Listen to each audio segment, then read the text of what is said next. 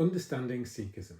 Hi, my name's Dr. James Holt, and I thought I would share a little bit over the next few videos about some of my books. And the first one I thought I'd share is the first in a series of books from Bloomsbury called Understanding Sikhism, A Guide for Teachers. I'm going to be doing a series of 6, 4 of which, 3 have been published, one's about to be published, and then there's 2 more that I'm currently writing. So this is basically a subject knowledge introduction for teachers and for students, for people who are going to be teaching about Sikhi within the classroom, especially within England and Wales. Sikhi, the idea behind the book is that Sikhi is possibly one of the most or least known about religions by teachers.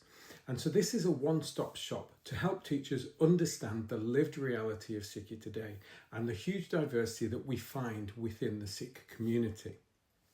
There are lots of different chapters within here, but all of it is rooted in the lived experience of Sikhs today. So I include quotes, I include what it is to live as a Sikh today.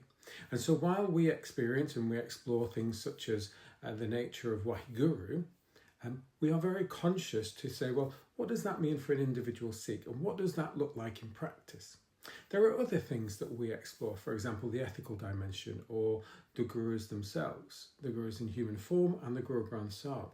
Now, what's really interesting is that, for example, when we teach Sikhi, in the classrooms often, when we teach the gurus in human form, for example, there's a lot taught about Guru Nanak and then a lot about Guru Gobind Singh, but then almost the ones in between are skipped over. And this misses a lot of the richness and the history of Sikhi and what it is to be a Sikh and how Sikh manifests itself.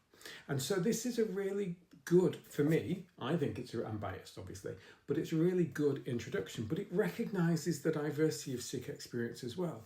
So for example, within the UK, about 18%, possibly 11% of Sikhs are Amritdhari. So it means that not everybody fits kind of the stereotype that often is taught. And so this book helps us explore all of those things. Now, if you're interested in the book, then obviously I would encourage you to access it. There are links within my bio that takes you to my website, which has links to those books as well. But it's just a really good way of helping me understand and articulate the learning that I have undertaken by working with Sikhs and by studying Sikhi over the past, 30 years or so. Well, thank you for listening.